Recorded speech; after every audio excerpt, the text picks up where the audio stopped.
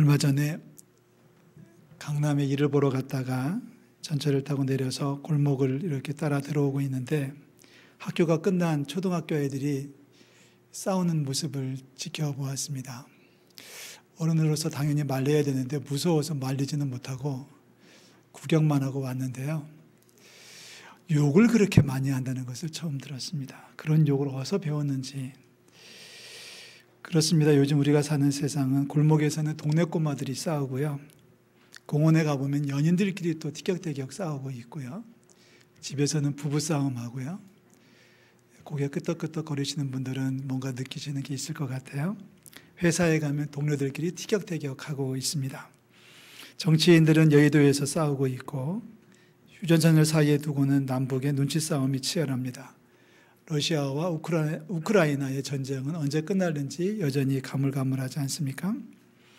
참 많은 싸움이 있습니다. 지난 여름에는 폭염과 싸워야 됐고요. 폭우와 싸워야 됐고요.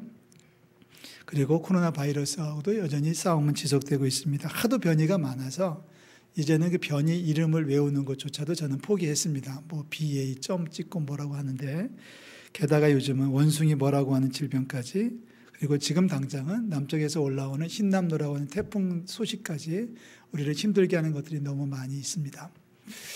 이런 싸움과 다툼의 이야기를 쭉 생각하다가 제 머리에 스쳐 지나가는 말씀이 있었습니다. 제 머리를 쿵치는 아니다, 싸움은 끝날 거야 라고 하는 하나님의 음성을 들으면서 제 마음속에 와닿았던 말씀이 바로 오늘 읽었던 이사야서 11장 6절에서 9절 말씀입니다. 어떻게 보면은 정말 이런 세상이 올까라고 하는 마음을 갖게 되지만 하나님의 약속이니까 이런 세상이 올 줄로 믿습니다. 어떤 세상인가요? 이리가 어린 양과 함께 살며 표범이 어린 염소와 함께 누우며 송아지와 어린 사자 그리고 살찐 짐승이 함께 있으며 그리고 사자와 송아지를 어린아이가 데리고 다니며 암소와 곰이 함께 먹고 사자가 풀을 먹는 세상. 전모는 어린아이가 독사굴에 손을 넣고 장난을 쳐도 물지 않는 세상을 하나님은 예언해 주셨습니다. 어린이들이 독사와 놀고 있는 세상, 표범과 어린 사자가 사자와 어린 그 사슴이 어린 염소가 같이 노는 세상, 서로 물고 뜯고 하는 그러한 폭행과 폭력이 사라지는, 쉬운 말로 말하면 다툼과 미움이 사라지는, 싸움이 사라지는 그러한 나라를 소망해 봅니다. 가을에는 꿈을 꾸시기를 주의 이름으로 축원합니다. 제가 제일 기분 나빠하는 것 중에 하나가 가을은 쓸쓸하다라고 하는 건데요. 가을의 쓸쓸함을 느끼지 마시고요. 가을의 풍성함을 누리는 여러분들 되시기를 주의 이름으로 축원합니다. 그래서 오늘 설교 제목을 그렇게 잡았어요. 가을 소망을 품다. 다 같이 해볼까요? 가을 소망을 품다. 너무 좋습니다. 하늘이 맑고 날씨는 선선하고 수확의 계절이기에 너무 좋고요. 가을에는 뭔가 좋은 일이 일어날 줄로 믿고 소망합니다. 가을에는 멀리 있던 친구가 연락이 올 것 같습니다. 그동안 소식이 끊겼던 친구가 선물을 하나를 가지고서 찾아올 것 같은 느낌도 있습니다. 미움과 다툼이 사라지고 우리를 괴롭히던 나쁜 녀석들도 슬그머니 꼬리를 내리고 도망가게 될 줄로 믿습니다. 축복합니다. 가을에는 소망을 품으시기를 주의 이름으로 축복합니다. 몸이 아픈 분들에게는 치유의 역사가 일어날 줄로 믿습니다. 부진했던 사업도 다시 힘을 얻고 소원했던 관계들도 사랑으로 회복될 것을 믿습니다. 언제입니까? 오늘 우리가 읽은 말씀의 키워드는 6절입니다. 6절 말씀 다시 한번 보실까요? 그때에 이리가 어린 양과 함께 살며, 여기 그때에 표범이 어린 염소와 함께 누우며라고 얘기하고 있습니다. 과연 그때가 언제일까요? 이 말씀을 10절과 11절에는 그 날이라고 표현이 되어져 있습니다. 그 날 혹은 그때라고 하는 것은 바로 11장 1절에서 말하고 있는 바로 그 날입니다. 1절 말씀 다 같이 읽어봅니다. 1절 이새의 줄기에서 한 싹이 나며 그 뿌리에서 한 가지가 나서 결실할 것이요. 이새의 뿌리라고 하는 것은 이스라엘의 성군이죠. 다윗 임금의 후손 중에서 메시아가 태어날 것이라는 얘기입니다. 한 싹이 난다는 얘기는 메시아가 태어날 것인데 우리는 그분을 예수 그리스도라고 말하고 있고요. 그분이 우리 가운데 오시면 우리의 죄가 용서를 받고 그분이 우리 가운데 오시면 우리의 문제가 해결되고 그분이 우리 가운데 오시면 세상이 달라지게 될 줄로 믿습니다. 그날 그때 이리가 어린 양과 함께 누울 것이고 표범이 어린 염소와 함께 놀 것이다. 어린아이가 독사굴에 손을 넣고 장난쳐도 물지 않는, 그러니까 맹수와 가축들이 같이 어울려서 살아가는 나라. 공격하거나 수비해야 될 이유가 없이 나가서 막는 일도 없이 서로 하나님의 사랑 안에서 같이 어우러져 살아가고 있는 그날을 우리는 소망합니다. 소망을 품고 가을을 맞으시기를 주의 이름으로 축원합니다. 그날이 되면 9절에서 말씀하는 것처럼 물이 바다를 덮은 같이 여호와를 아는 지식이 온 세상에 충만할 것이라고 약속해 주셨습니다. 자, 우리 가을에 여호와를 아는 지식으로 충만해지는 하늘의 축복이 있기를 주의 이름으로 부탁을 드립니다. 자, 가을에 꿈을 꾼다고 하는데 가을이 좋은 이유는 그렇습니다. 여러분 잘 아시는 창세기에 37장에 등장하는 요셉이 꿈을 꾸죠. 그때 요셉의 나이가 17살입니다. 계절은 어떤 계절이었을까요? 가을입니다. 왜냐하면 곡식단이 추수를 했는데 서로 인사를 하는, 자기 단에게 인사했다는 것은 분명히 가을이 분명하고요. 또 우리 룻기에 등장하는 룻이 보아스를 만나가지고 인생 역전을 하는 그 사건도 보면은 추수할 때의 사건이었습니다. 가을에 좋은 일이 일어날 줄로 믿습니다. 기대하십시오. 저는 지금 굉장히 기대감을 가지고서 9월을 출발했는데요.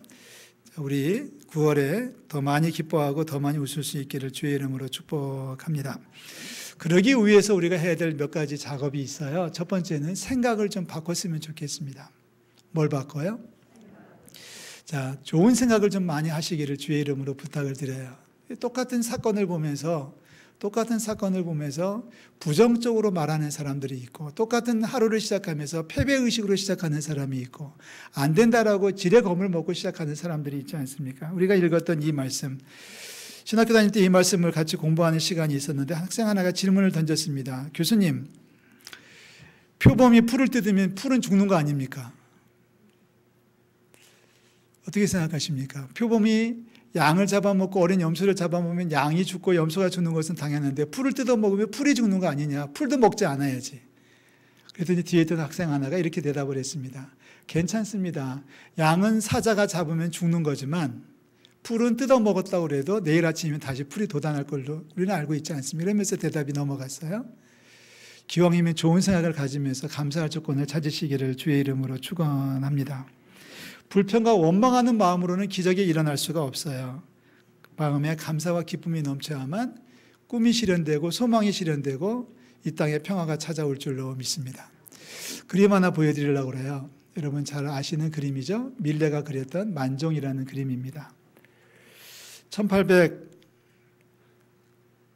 1857년에 밀레가 40대 중반에 그린 그림인데요. 여러분 이 그림을 잘 보시면 여인의 앞쪽에 바구니가 하나가 들려져 있고요. 그 뒤쪽으로는 구루마 뭐라고 해야 되나요? 손수레가 하나 걸려 있고요. 그리고 멀리 보면 뒤에 교회당이 하나가 보입니다. 이 그림을 그린 밀레의 마음은 어떤 마음이었을까요? 밀레는 가난한 농부의 큰아들로 태어나가지고 어렵게 자랐는데 할머니가 굉장히 독실한 크리스찬이었다고 그래요. 그래서 할머니가 늘 밀레한테 가르치기를 교회에서 종소리가 들리면 기도하는 거야. 뭐 하는 거야? 교회에서 종소리가 들리면 기도하는 거야. 그 마음으로 그렸을 것 같아요. 그런데 여러분 잘 보시면은 밭이 굉장히 넓다는 것을 아실 수 있을 겁니다. 가난한 농부라고 제가 말씀드렸지만 그 정도 농부에게 저 밭은 너무 넓어요. 이유는 분명하죠. 지금 저 두 부부는 수확을 위해서 밭에 나온 게 아니라 남이 수확을 한 땅에 와서 이삭을 줍고 있는 거예요. 그래서 바구니에 많지 않아요. 뒤에 순수레에도 그렇게 많지 않습니다. 저 정도의 밭을 농사를 했으면 아마 뭐 감자든 뭐든지 간에 산더미처럼 쌓아놓고 마차가 여러 대 와가지고 끌고 갔어야 됐을 텐데 생각보다 없는 이유는 바로 그런 이유입니다. 그런데 종소리가 들리니까 그래도 요만큼이라도 주신 것에 대해서 감사하며 고개 숙여 기도하는 그림이 바로 만종이라는 제목의 그림입니다. 그런데요, 이 그림을 삐딱하게 보는 사람들이 있어요. 삐딱하게 보는 사람은 이렇게 얘기합니다. 저 바구니가 비어 있는 것은 원래 저 바구니에 아기를 하나 데리고 왔는데 애가 죽어가지고 남들이 안 보는 때 지금 밭에다가 묻고 기도하는 것이야 라고 얘기하는 사람들이 있습니다. 왜 그렇게 인생을 살아가는지 모르겠어요. 기왕이면 좋은 쪽에서 기왕이면 감사하는 마음으로 살아갔으면 그게 행복이 아니겠습니까? 우리 기적을 만드는 우리 성도들 되시기를 주의 이름으로 축원합니다. 우리 좋은 쪽에서 생각하는 훈련을 하셔야 돼요. 기왕이면 좋은 쪽에서 훈련을 하셔야 되겠죠. 그림 하나를 더 보여드릴게요. 여러분은 이미 아시는 분들이 계실 겁니다. 여러분, 이 그림에서 뭐가 보입니까? 시간을 좀 드릴까요? 물 한 잔 마시는 시간만 드리겠습니다.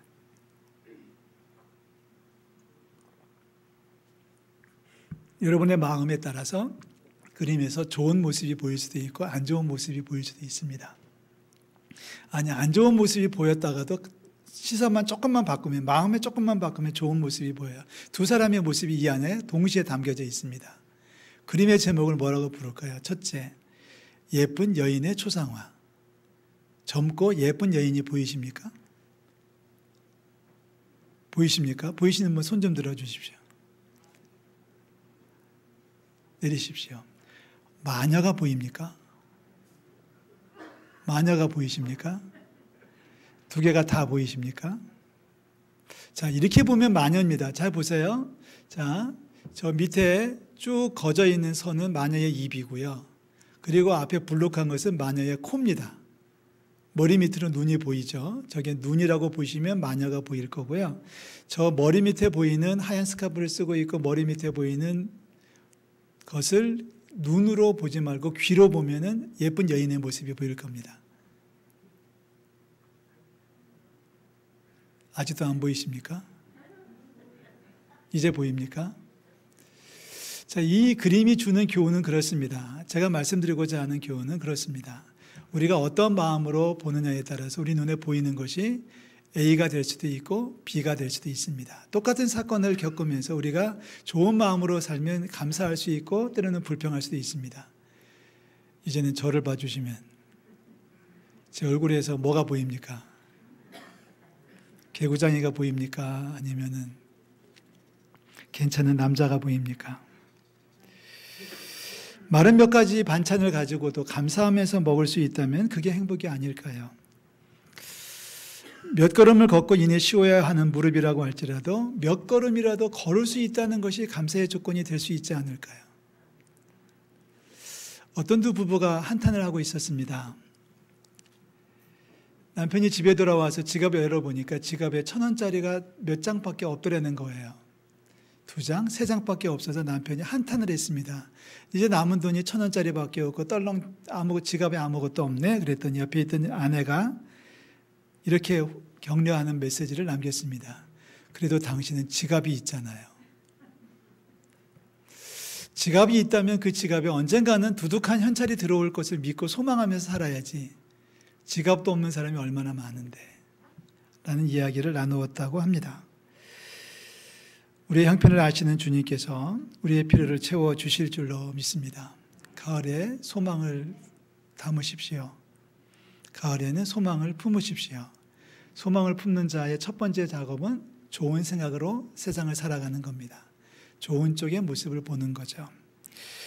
그리고 그 좋은 마음에다가 이제는 예수 그리스도를 담으셔야 됩니다. 이제는 예수님을 담아야 돼요. 10절 말씀에 보면 이렇게 얘기합니다. 다 같이 읽어볼까요? 10절. 그날에 이새의 뿌리에서 한 싹이 나서 만민의 기치로 설 것이요 열방이 그에게로 돌아오리니 그가 거한 곳이 영화로우리라. 이새의 뿌리, 아까 1절에도 나왔습니다. 이새의 뿌리에서 한 싹이 났다. 예수님의 탄생을 이야기하는 거죠. 그 만민의 기치로 설 것이다. 만민의 기치, 깃발입니다. 소유권을 보여줄 수 있고 장군의 깃발입니다. 안내자의 깃발입니다. 기치, 깃발을 얘기하는 건데요. 모든 사람을 인도하신다는 뜻입니다. 모든 사람이 주님께로 돌아와서 그렇다면 주님께서 그들을 영화롭게 만드신다라고 약속해 주셨습니다. 예수 그리스도께서 세상 모든 사람들을 구원의 길로 인도해 주실 줄로 믿습니다. 누구든지 예수 그리스도를 마음으로 믿고 입으로 시인하면 하나님께서 영생의 길로 인도해 주실 줄로 믿습니다. 여러분 잘 아시는 말씀입니다. 요한복음 3장 16절 외우든지 읽든지 마음대로 하십시오. 다 같이 시작. 하나님이 세상을 이처럼 사랑하사 독생자를 주셨으니 이는 그를 믿는 자마다 멸망하지 않고 영생을 얻게 하려 하심이라. 멸망하지 않고 영생을 얻게 하시는데 누구에게 주시는 축복입니까? 누구든지 그를 믿는 자마다. 누구든지 그를 믿는 자마다 멸망하지 않고 영생을 얻게 주실 것이다. 좋은 마음, 불평하고 어두운 마음에서 이제는 좋은 마음으로 바뀌었다면은 그 마음 속에다가 예수 그리스도를 영접하시고 그리스도와 함께 새로운 피조물이 되시기를 주의 이름으로 축복합니다. 말씀 한 군데 더 보겠습니다. 고린도 후서 5장 17절 말씀입니다. 다 같이 읽습니다. 그런즉 누구든지 그리스도 예수 안에 있으면 새로운 피조물이라. 이전 것은 지나갔으니 보라 새 것이 되었도다. 누구든지 그리스도 안에 있으면 새로운 피조물이다. 그러니까 그리스도 안에 있느냐, 우리가 그리스도 안에 있느냐, 아니면은 그리스도 안에 내가 있느냐, 내가 그리스도와 동행하느냐에 따라서 우리는 세상을 넉넉히 이기는 믿음으로 살 수 있게 될 줄로 믿습니다. 가을입니다. 가을에는 소망을 품으시기를 주의 이름으로 축복합니다. 쓸쓸하다, 끝났다, 이런 생각 갖지 마시고요. 이제 시작이다라는 마음을 가지고서 소망을 품고 소망을 담고 가을을 출발했으면 좋겠어요. 가을에는 더 많이 감사하고, 가을에는 더 많이 사랑하고, 가을에는 더 많이 축복하는 우리 성도들 되시기를 주의 이름으로 축원합니다. 싸움은 여전히 치열하지만 주님께서 선한 것으로 채워주실 것을 믿고요. 그렇다면 오늘 읽은 말씀처럼 표범과 어린 염소 함께 눕는 세상, 젖먹는 어린아이가 독사울에 손을 넣고 장난쳐도 물지 않는 그러한 세상이 올 줄로 믿습니다. 주님과 하나가 될 때 해됨도 없고 상함도 없는 나라가 될 줄로 믿습니다. 그때에 하나님께 돌아오는 자들을 주님께서 영화로운 길로 축복해 주실 줄로 믿습니다. 9월의 첫 번째 주일, 가을의 첫 번째 주일을 보내고 있습니다. 그리스도 안에서 새로운 인생을 시작하는, 출발하는 가을의 문턱이 되시기를 우리 주님의 이름으로 축복합니다. 기도하겠습니다. 하나님 아버지, 은혜와 사랑을 감사를 드립니다. 가을에는 꿈을 꾸게 하시고, 가을에는 사랑하게 도와주시고, 가을에는 찬송할 수 있게 도와주시고, 가을에는 소망을 품는 저희들 될 수 있도록 인도하여 주시옵소서. 싸움이 지속되고 있사오나 우리 안에 그리스도 예수로 충만하게 채워주심으로 하나님 세상을 넉넉히 이기는 축복을 더하여 주시옵소서. 똑같은 길을 걸어간다고 할지라도 좋은 생각을 하고 걷게 도와주시고, 우리의 마음과 생각 속에 예수님을 넣어주셔서 예수님과 동행하는 멋진 가을이 될 수 있도록 주님 인도하여 주시옵소서. 하나님 도와주실 줄로 믿습니다. 가을에 큰 기쁨을 더하여 주시옵소서. 가을에 기적 같은 일이 일어나게 도와주시옵고, 가을에 믿음도 회복되거니와 인생도 회복되는, 건강도 회복되는 하늘의 축복을 더하여 주시옵소서. 예수 그리스도의 이름으로 기도하옵나이다. 아멘.